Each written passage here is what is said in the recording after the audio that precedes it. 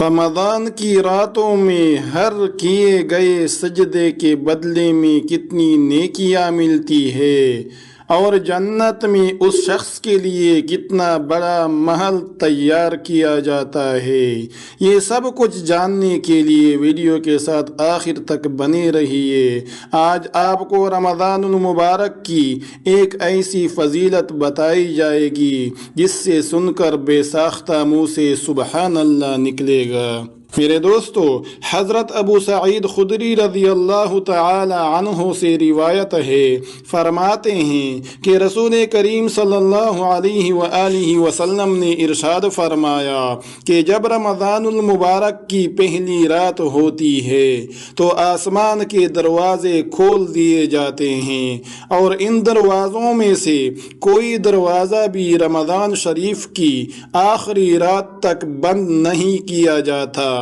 اور کوئی مسلمان بندہ ایسا نہیں ہے کہ رمضان شریف کی راتوں میں سے کسی رات میں نماز پڑھے مگر یہ کہ اللہ تعالی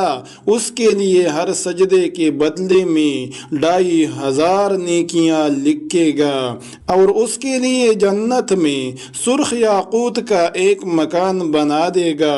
جس کے 60,000 دروازے ہوں گے، اور ہر دروازے کے لیے سونے کا ایک محل ہوگا جو سرخ یاقوت سے آراستہ ہوگا۔ پھر جب روزہ دار رمضان المبارک کے پہلے دن کا روزہ رکھتا ہے تو اس کے گزشتہ سب گناہ معاف کر دیے جاتے ہیں، اور اس روزہ دار کے لیے روزانہ صبح کی نماز سے لے کر غروب آفتاب تک 70,000 فرشتے اللہ تعالی سے مغفرت چاہتے رہتے ہیں، اور رمضان المبارک کی رات یا دن میں اللہ کے حضور